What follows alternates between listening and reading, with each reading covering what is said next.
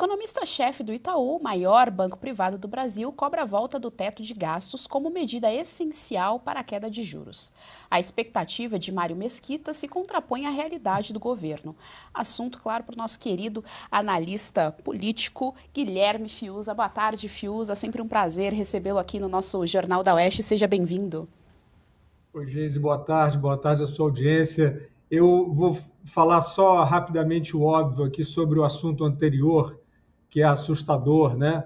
Do Hamas, da forma sádica com que o Hamas faz política, né? Diz que ia fazer política, e como foi perguntado, né, na entrevista que vocês fizeram, né?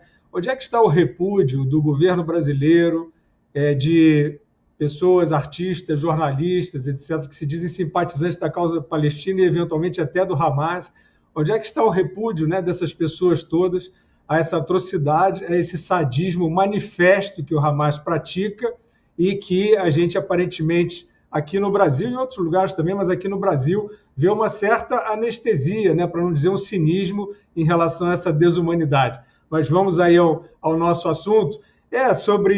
Eu diria o seguinte, né, quer dizer, o economista-chefe do Itaú afirmando, defendendo a volta do teto de gastos, em primeiro lugar, é muito bem-vindo, né? É quase um aleluia. Agora, em segundo lugar, Geise, eu acho que o mercado em geral e o Itaú em particular talvez precisassem de um divã, né? Porque foi politicamente esse mesmo projeto que retirou o teto de gastos que eles apoiaram, né? Eu até fico perguntando, até te pergunto, Geise, será que essa moda vai pegar e esses representantes tão influentes do mercado vão começar também a fazer outros reparos, tipo o Lula dizendo que a Petrobras foi vítima da Lava Jato? A gente tem um déficit gigante, crescente, né, nas empresas estatais, com esse grupo político que eles apoiaram. E o presidente da República diz que a Petrobras, por exemplo, que é a maior delas, foi vítima da Lava Jato, quando a gente sabe que a Petrobras foi assaltada no governo dele, né, conforme já decidiu, inclusive, a justiça norte-americana, indenizando acionistas da Petrobras. Será que esses grandes porta-vozes do mercado vão começar a fazer reparos também sobre isso, Geise? E ainda vale trazer aqui a informação, Fiuza, de que nesse caso específico do Itaú, a irmã de um dos sócios foi doadora da campanha do Lula. Na primeira fase doou R$200 mil e depois, no segundo turno, R$150 mil. Então, eles estão brincando de Ruth e Raquel daquela novela. Uma hora são Rutinha, outra hora são a Raquel. Ótima definição. Eu vim com o divã, você veio com a telenovela, são as armas que a gente tem para analisar coisas tão difíceis, né? Mas eu vou até pegar um trechinho da notícia, né, sobre o Mário Mesquita, economista-chefe do Itaú, falando de uma maneira muito lúcida e muito equilibrada. Segundo ele, o teto de gastos implementado no governo Michel Temer foi a única política fiscal, a única, que permitiu ao Banco Central perseguir metas de inflação com juros mais baixos. Ora, vamos voltar para o nosso divã, né, ou para a nossa crítica televisiva aqui.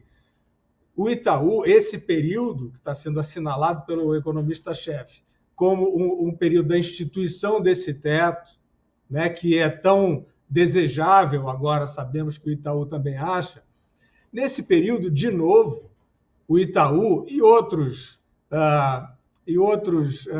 agentes econômicos importantes estava contra o governo, politicamente estava se colocando contra aquela política que é macroeconômica levada pelo então ministro da Fazenda Henrique Meirelles e o presidente do Banco Central Ilan Goldfein, que foi considerado o melhor presidente de Banco Central do mundo em 2018. Aí depois a gente viu, no governo seguinte, a política macroeconômica conduzida pelo ministro Paulo Guedes e pelo Campos Neto no Banco Central, a mesma má vontade. Má vontade é uma palavra simpática, né? A mesma oposição ferrenha. Estou falando, né, do terreno político, desse grupo, do Itaú e de vários outros agentes econômicos muito importantes. Aliás, o Campos Neto também foi eleito o melhor presidente de Banco Central do mundo.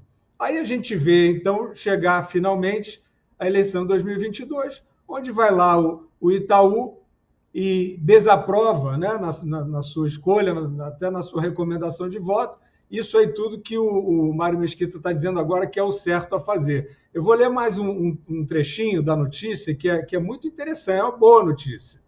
Diz o seguinte: Mesquita afirmou que a volta do teto de gastos, ele tá pedindo a volta do teto de gastos, hein? A gente lembra o que era o projeto do PT em 2022? Era o arcabouço.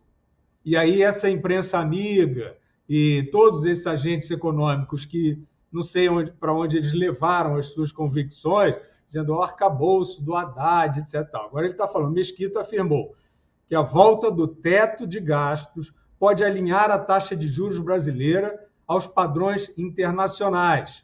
Aspas para o Mário Mesquita, economista-chefe do Itaú.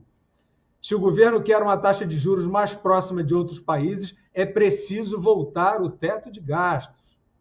Uma declaração forte. Políticos e a sociedade o rejeitaram, mas ainda querem juros baixos.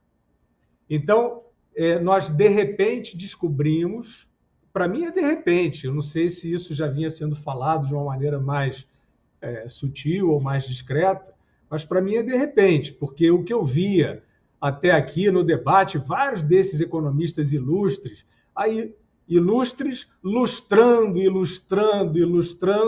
esse projeto que está aí. O que a gente viu? É o arcabouço, não, o arcabouço pode ser levado a sério como uma política fiscal. Ora, o arcabouço era justamente o nome literário para se retirar o teto de gastos, para afrouxar a política de responsabilidade fiscal. Todo mundo sabia disso, mas esses grandes agentes econômicos e jornalistas importantes e influentes preferiram dizer que não. Agora está sendo dito de forma muito clara. O que a gente viu até aqui, Geise, quais são os trunfos da política macroeconômica do PT que seduziram tanto, né, essas pessoas tão preparadas na área de macroeconomia?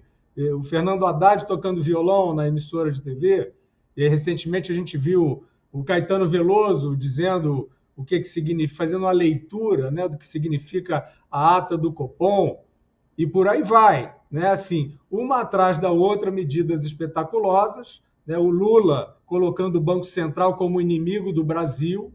Isso tudo é muito claramente oposto ao que são as diretrizes de responsabilidade fiscal e da política monetária que vinha dando certo, como a gente sabe, desde muito tempo, e agora a gente vê essa declaração. Eu espero, né, quer dizer, a opção política do Itaú pelo Lula e pelo PT é difícil de compreender. Agora, o que a gente vê, a história contada, a narrativa que se espalha por todos os campos, e hoje está no seu ponto máximo de efervescência, é que todo mundo é fantasma da ditadura. Todo mundo que não seja o Lula e seus amigos é fantasma da ditadura. Todo mundo representa uma propensão fascista, uma propensão golpista, né? Uma tentação antidemocrática. Só o PT, o Lula e seus amigos, parceiros, aliados, é que são a saída democrática. O Itaú estava até aqui, pelo menos, nessa canoa furada. Ela não afundou, mas ela é furada. Quem sabe, né? A gente, com um pouco de esperança, a gente pode imaginar que estão tomando aí um banho de lucidez e vão apontar as suas expectativas para outra direção. E se eles fizerem isso, se esses agentes econômicos fizerem isso, vai ser muito importante para as mudanças que o país precisa.